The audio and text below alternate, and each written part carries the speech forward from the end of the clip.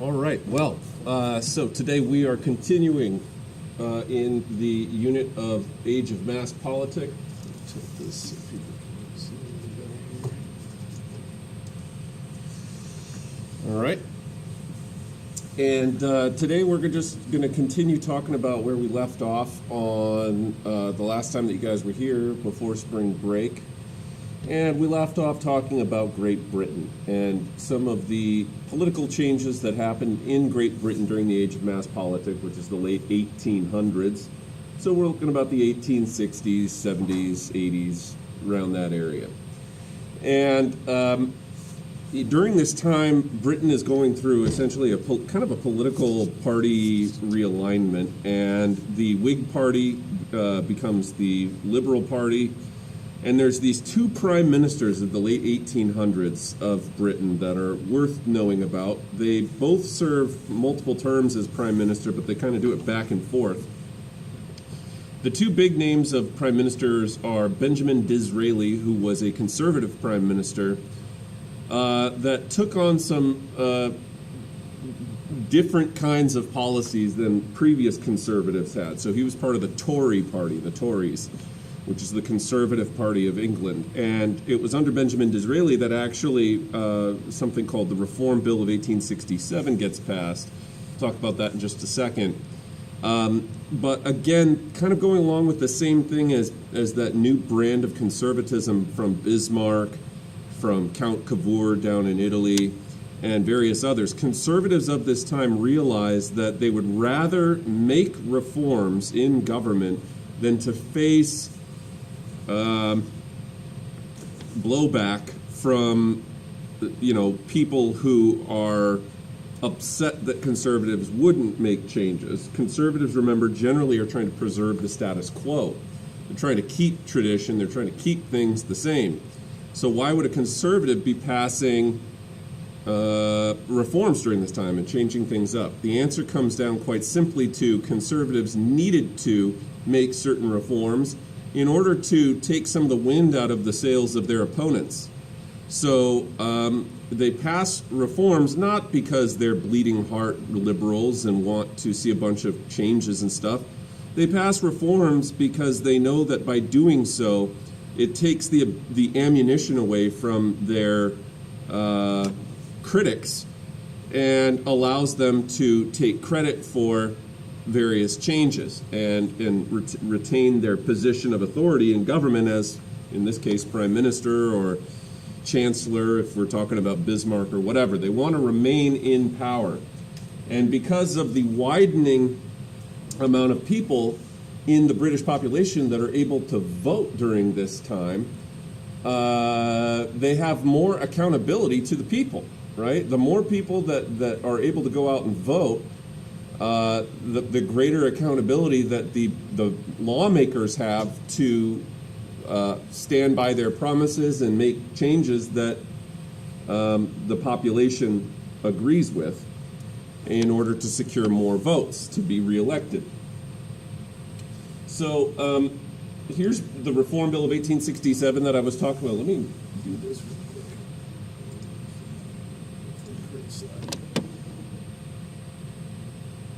Okay, so the Reform Bill of 1867 was nicknamed Disraeli's Leap in the Dark. It wasn't known if this would be good or bad for Disraeli's political career.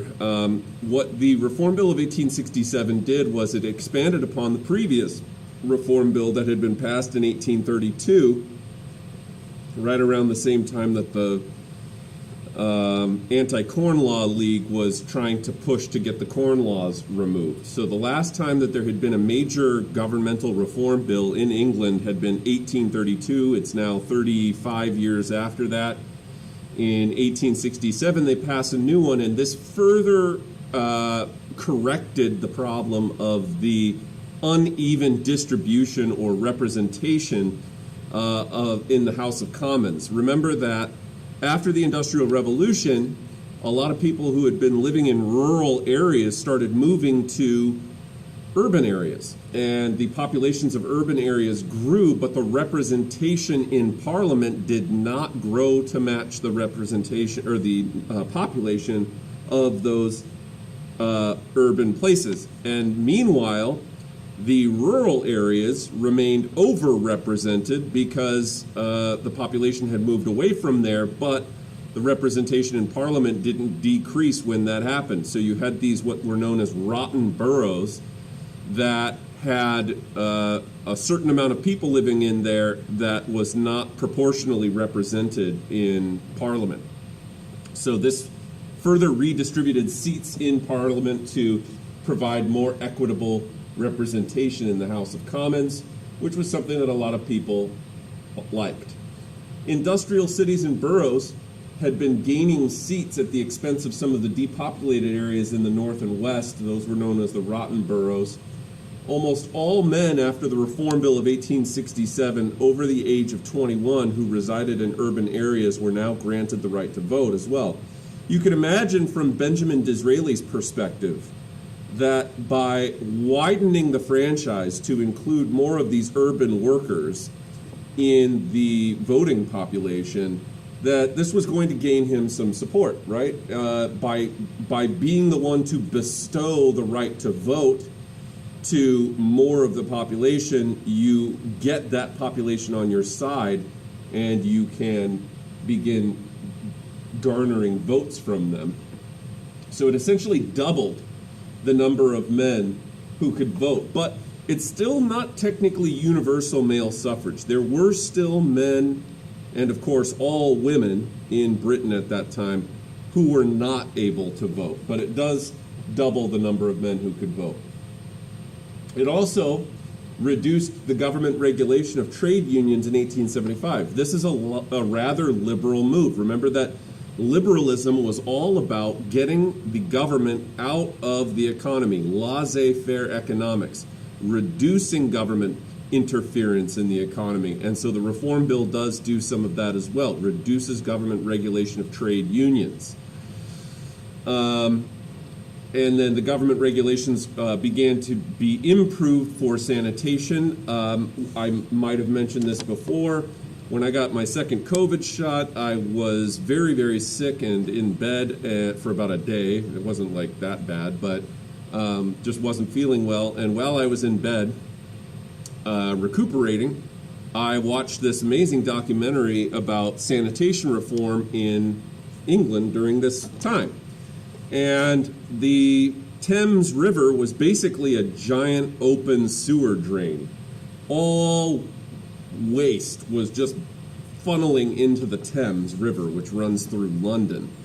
And it got so unbearably bad, the stench of it became so unbearably bad that they had to do something to improve the sanitation and make it so that the Thames River doesn't stink, right?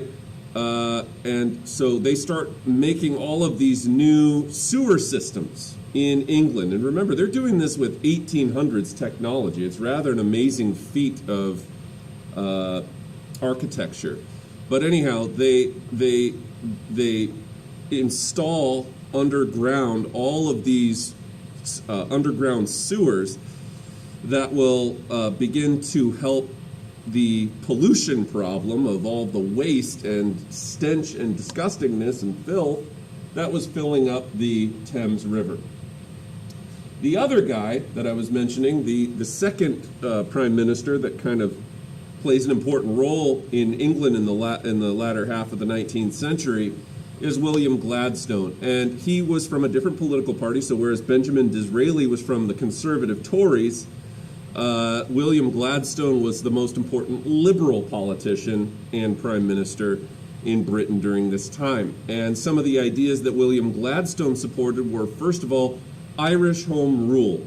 Whenever we talk about that phrase, home rule, what we're talking about is a place that has been colonized, let's say by the British in this example, all right, and that the people of that place, whether that be Ireland or India or anywhere else, that home rule says that the people who live in that place ought to make the laws for that place. That Britain shouldn't be making laws on behalf of Ireland in this scenario. So William Gladstone, Britain going back to shortly after the Protestant Reformation, about the mid to late 1500s, England had more or less treated Ireland as a colony. Now, Ireland is, of course, right next to England, although it is a separate island. And the British had gone to Ireland, and the Irish in most of Ireland were Catholic, which the British were as well before the Protestant Reformation.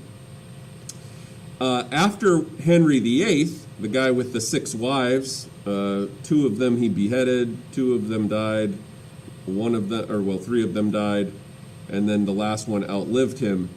But though the Protestant Reformation, when England starts turning to the Church of England, Anglicanism, Protestantism, England goes over to Ireland and attempts to start, essentially spreading Anglicanism to Ireland.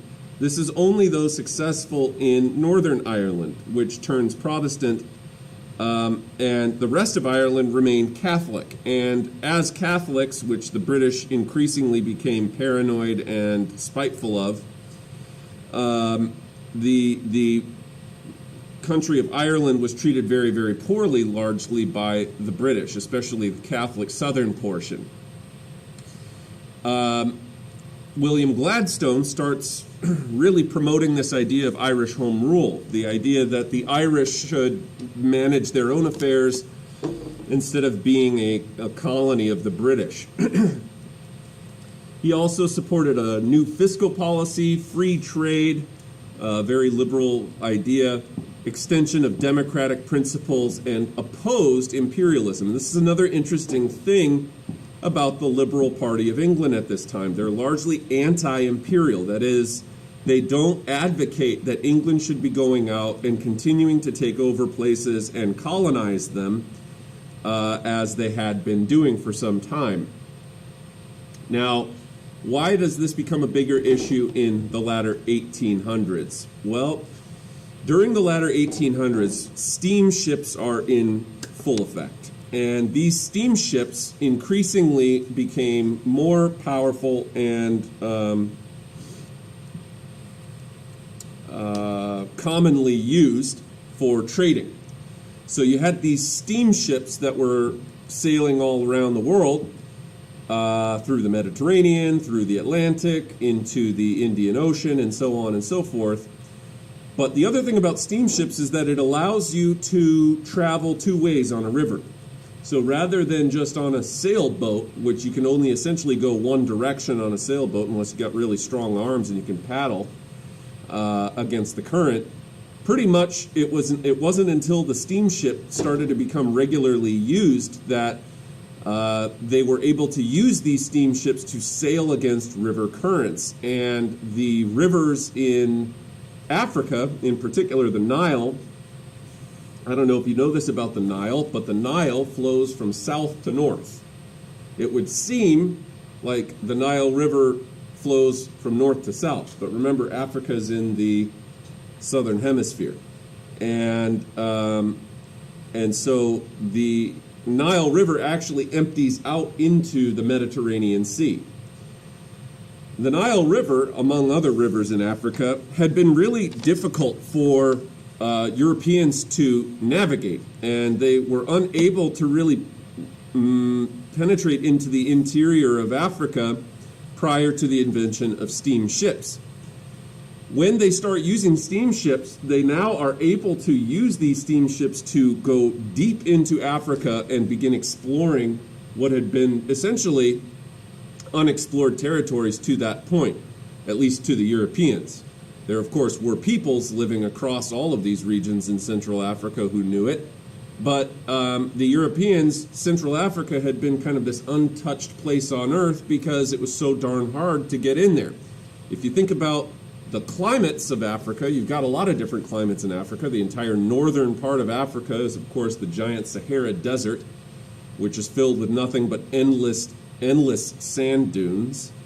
And you do have some nomadic peoples who live in those areas and are able to get across the desert, and they use camels and other things like that to travel across the desert and do trading and stuff like that. But largely, the Saharan desert is uninhabitable, right? There's just no resources there. You can't grow anything there, and it'd be pretty bleak conditions to try to live in. As you move further south and you enter into the tropics, it turns into a giant jungle, which once again is equally as uninhabitable, because the jungle is filled with all sorts of creatures and plants and things that will kill you. So once again, the Europeans largely had not done a whole lot of exploration in those areas either in Africa.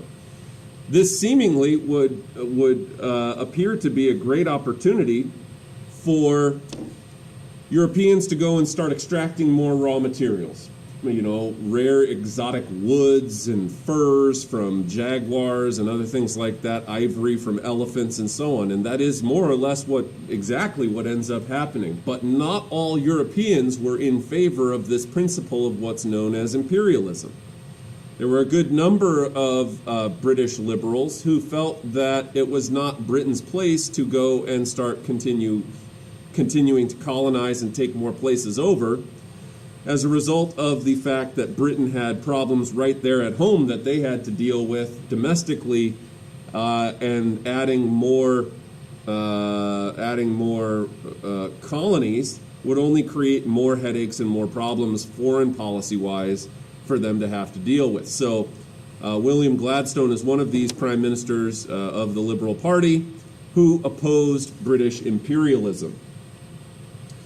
He also abolished compulsory taxes to support the Church of England, which is a very liberal policy, classical liberalism, right? Australian Ballot Act of 1872. This provided for the secret ballot. This had previously been, back in the earlier days of the Chartist movement in the 1830s and 1840s, one of the 6 demands that the Chartists had made. The Chartists had wanted to advocate for the secret ballot. Why? Because you wanted your vote to be private. You didn't want people to be judging you based on publicly releasing the information of the parties that you voted for and potentially getting into trouble from that one way or another.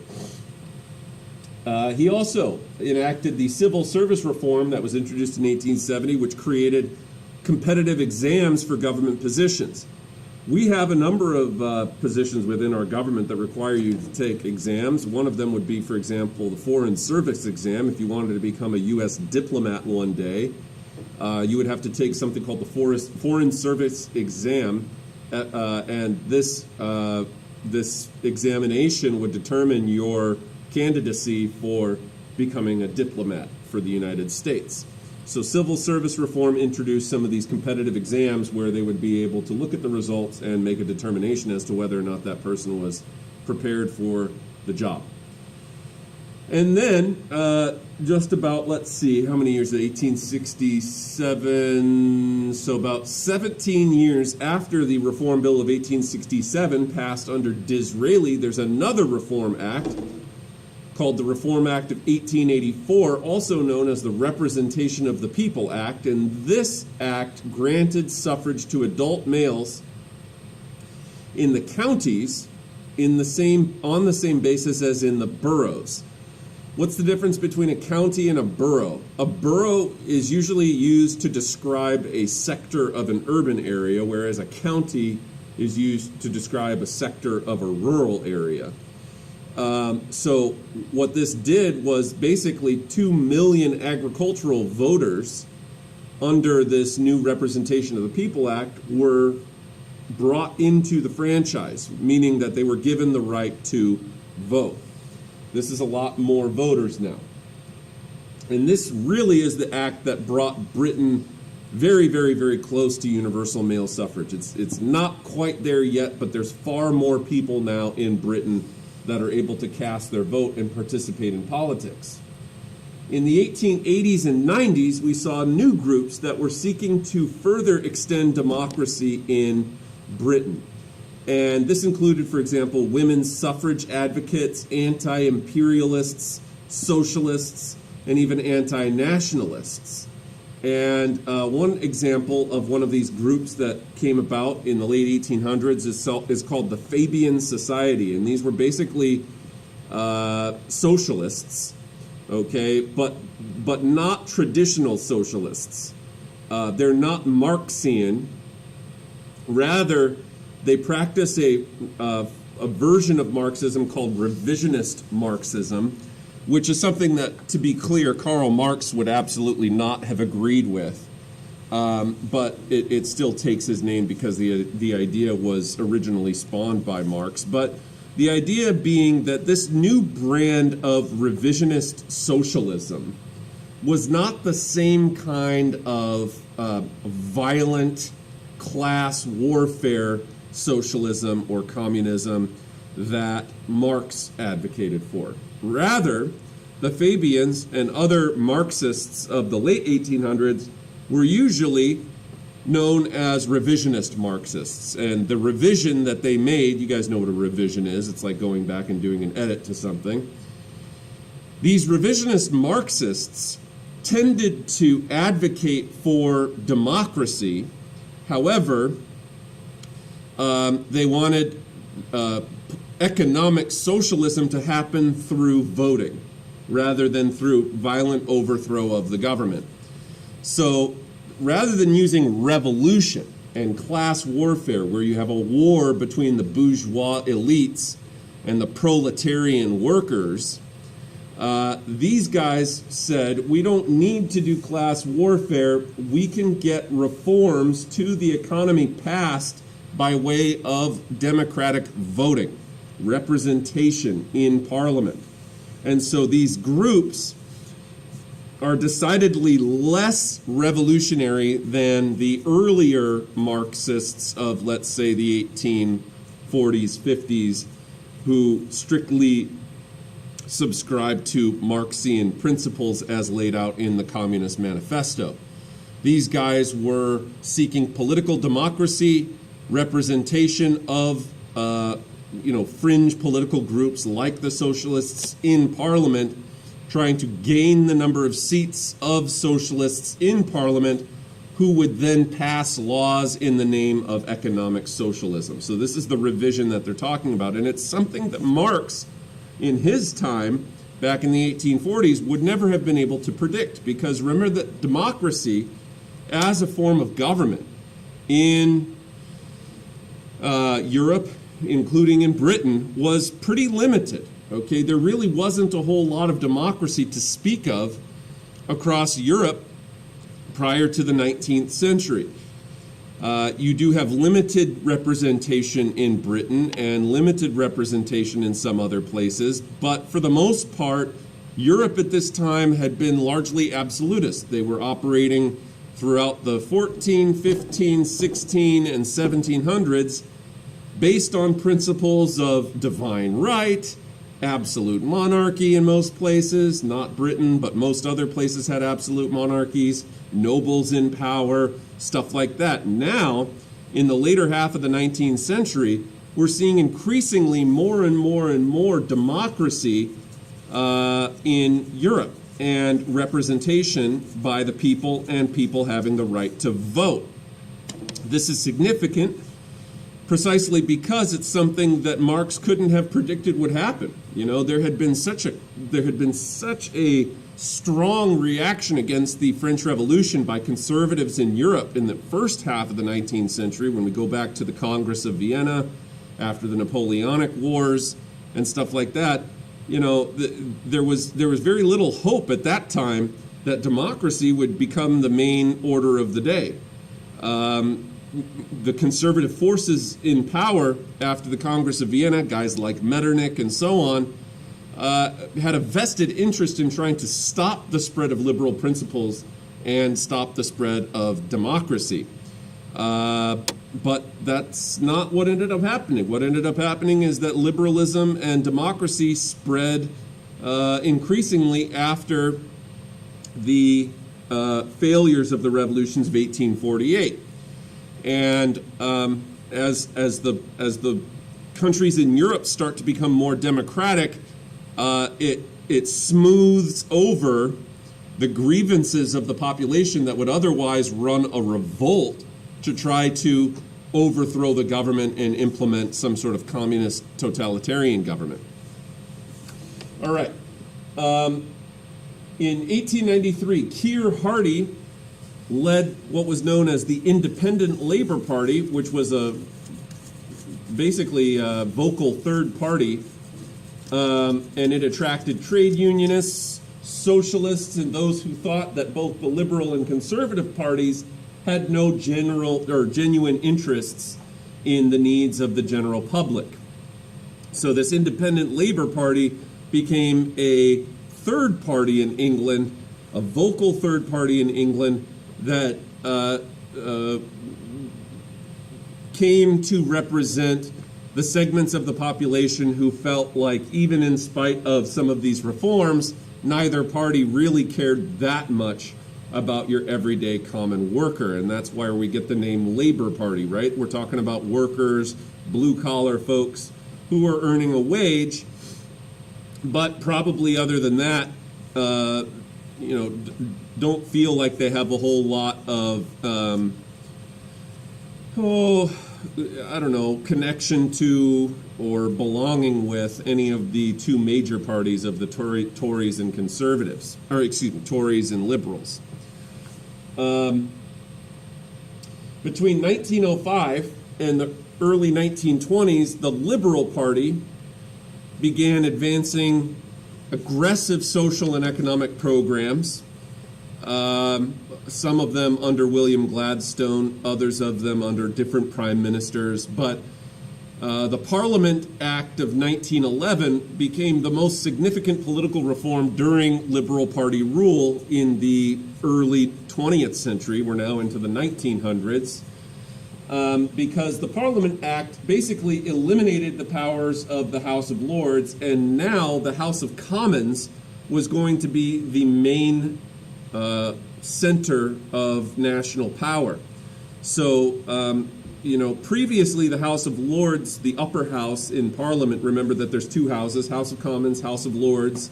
The House of Lords is smaller, it's more selective, and that party, that house rather, had more influence on what laws get passed and so on.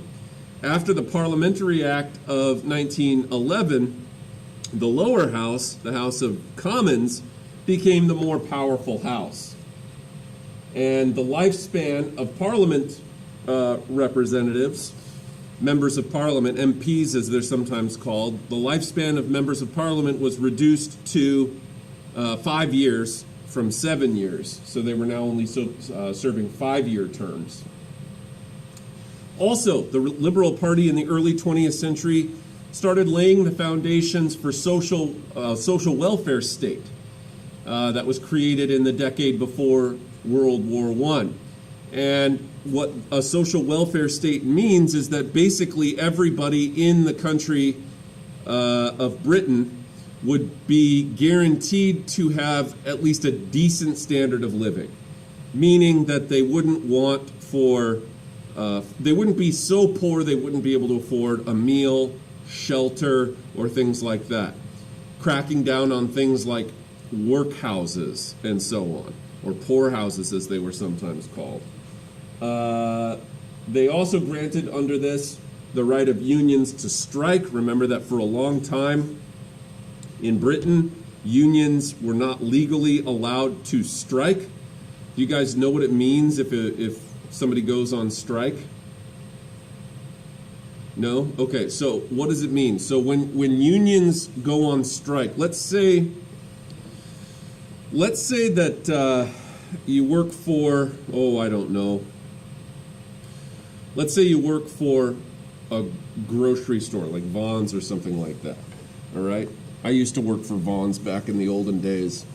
And one of the things that happens sometimes is, let's say wages haven't increased to match the cost of living. You're a grocery worker at Vons, all right? You're still making $7.75 an hour. Meanwhile, grocery workers over at Ralph's are making $9.50 an hour. Okay, so they're making like what, $2 an hour more than you. What could happen in that scenario is that the union that you're a part of, the grocery store workers union, makes a complaint to the managers of the grocery store, the owners, the business owners, the administration of the grocery store. And they say, hey, you need to increase our wages because our workers are having a hard time keeping up with the cost of living. And let's say the business owners say, no, we're not going to do that. What could happen in that scenario is that the workers band together, all of your grocery store workers, janitors and whoever else works at the grocery store, and go on strike. And that means that they start demonstrating in front of the store, holding up picket signs and stuff like that, saying we deserve more wages and other stuff like that. What this does is it means that the grocery store is going to have a hard time operating because all the people who work in the store are now refusing to work because of a labor dispute over quality of job, okay? That's the right of unions to strike. Now, here in the United States, we've seen strikes happen. The reason I brought up the grocery store example is because that's happened more than once here in California.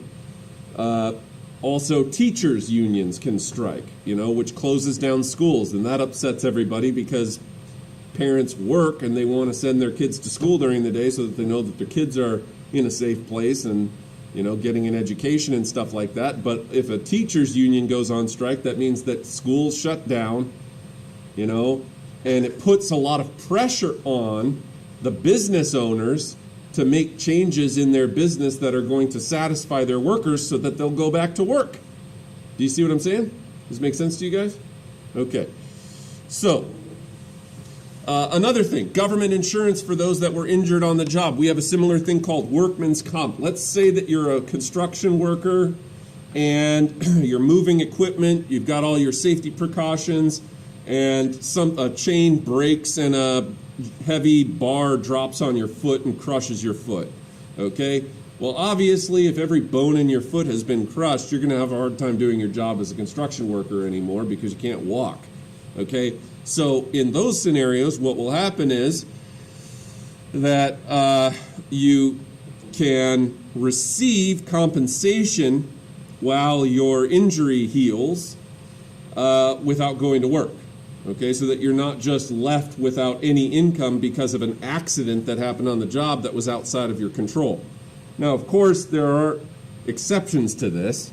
If you're not doing your job correctly and you're not following the rules for how to operate machinery and then you injure yourself because you're acting like an idiot, doing burnouts in a forklift or something like that, you're probably not going to get that workman's comp because you were acting irresponsibly on the job.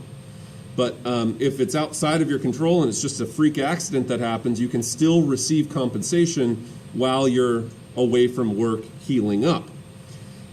Sometimes there's injuries too that are more permanent. If somebody gets a head injury or something and they're no longer able to keep their balance or whatever for the rest of their life, they got vertigo or something, that could be another scenario where workman's comp could be drawn out for a very long time. Unemployment insurance and old age pensions. We have a similar thing here in the U.S. It's called Social Security. I've talked a little bit about this before. Idea being that every time that you earn a paycheck, a little bit of that check goes away towards a public general fund called the Social Security Fund. So you work your entire life, however long that is, 40, 50 years. Every single paycheck you ever get, you pay a little bit out of it into this general fund. When you retire, because everybody's paying into that fund and the population is growing over time, that fund grows and grows and grows. And by the time that you retire, idea being that you're able to take now out of that general public fund called Social Security for your general living expenses, food, shelter, etc. The problem with modern day Social Security and the reason that it's come under attack in recent years is that these days, when Social Security was first created back in the 1930s, the average age that people retire was 65, and then they'd usually be dead by like 70 or 75. So you'd be retired, but you'd have only been retired for 5-10 years, and then obviously when you die, you no longer take Social Security. Now, people retire at 65, but they're living to be 75, 80, 85, 90, and they're taking out of Social Security for a lot longer than people used to back in the olden days when they first came up with Social Security. So we have some issues with Social Security because there may not be enough money in it to take care of a growing elderly population in the future. You know, as we progress into the future, the people are living longer because of better medicine, better health care, better doctors, and so on, better diagnoses. And so people are able to live quite some time after they retire. If these people are living for a long time beyond that, all right, the other side of it is that you have other health problems that these folks face. As you get older, the risk of you getting, say, Alzheimer's or something like that increases. Elderly folks typically have a lot more health problems, so they become very costly to take care of. So Social Security may not be enough by the time that you kids are approaching retirement age in the next half century. All right. Compulsory school attendance is another reform that was made during this time. That means that kids are required by law to go to school, just like you guys are. And then they started increasing taxes on the wealthy, because by taxing the wealthiest segment of the population more money, it's not going to affect their ability to live their lives for the most part, and those funds will then be able to be used for the rest of the population who makes a lot less than they do. Representation of the People Act of 1918, this is the second one. I know we just talked about one from 1911, but there's another one, and this happens in 1918, right at the very tail end of World War I, where women over the age of 30 were able to vote. They gain suffrage. That means voting rights. And then also with the Representation of the People Act of 1918 at the tail end of World War I, that was when finally Britain achieved universal male suffrage because all property qualifications for voting were completely eliminated. Women's rights and suffrage movement in England. Let's talk about how women go about gaining the right to vote real quickly here. Initially, women were seeking to amend marriage and property inheritance laws, which were very discriminatory towards females. It was very difficult, even if you were a widow and your husband had died, for you to legally be able to inherit the land that you and your husband lived on for a long time. The laws were very patriarchal in nature. They favored men. They favored eldest sons before they favored women. Also, marriage laws favored men because it was very difficult for women to initiate and successfully go through a divorce in a situation where your husband was, let's say, a deadbeat alcoholic or something like that, or abusive or anything else. It was very difficult for women to divorce their husbands successfully and be able to gain custody over their children. These laws, of course, were discriminatory, and women were trying to pressure men in government to change these laws. And then a light bulb went off, and many women realized, it wouldn't be as difficult to get these changes made if women also had the right to vote. So they stopped focusing on trying to get laws relating to women changed by men, and instead shifted their focus over to just trying to get the right to vote for themselves.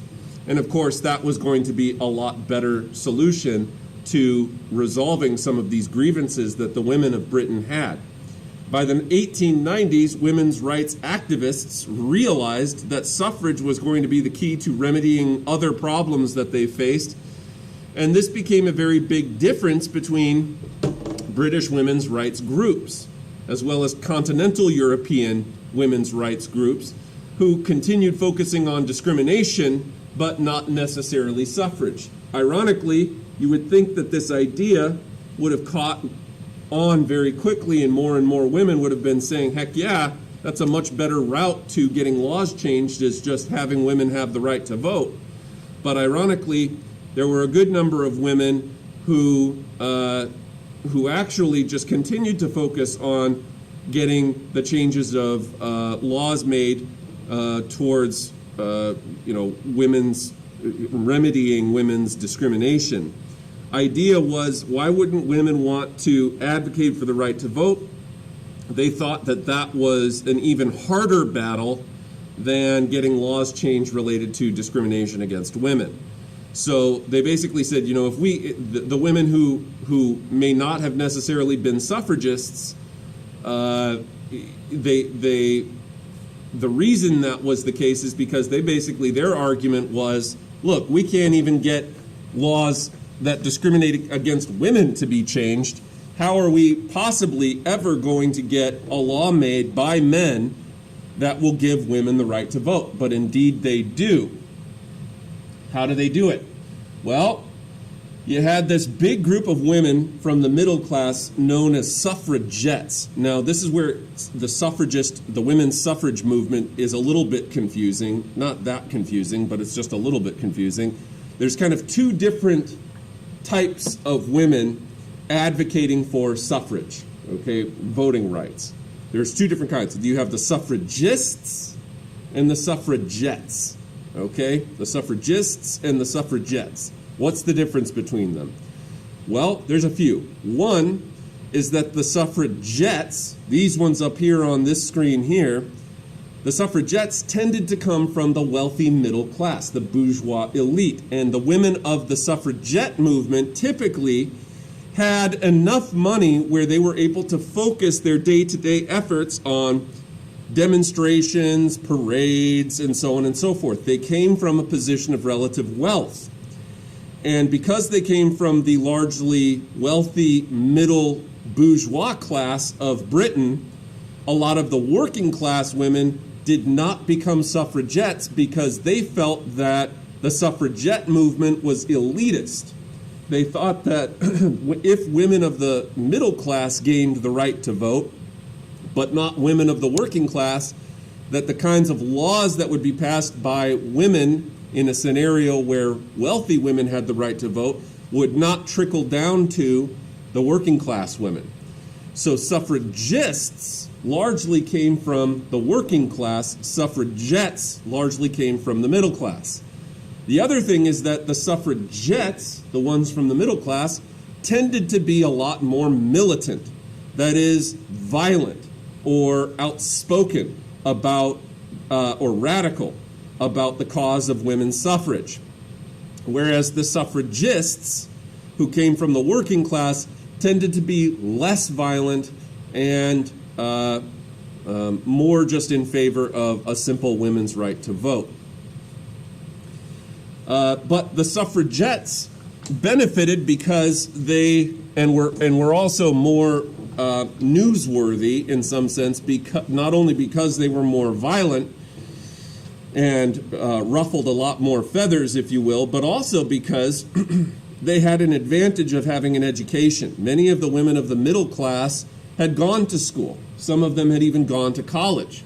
And so you had a number of well-educated women who were very politically outspoken and strong activists in the sense that they would go out and do demonstrations and various other things. Many middle-class families had servants working for them. That freed up the middle-class women to be able to go out and do these kinds of things. Working-class women and socialists, though, as I said, they distrusted the middle class and worked towards their goals independent from the suffragette movement, which was largely bourgeois. That's it for me. Don't forget to tune in this afternoon for the second half of today's lecture, guys. Thanks so much for coming in today, and we'll see you back here again soon.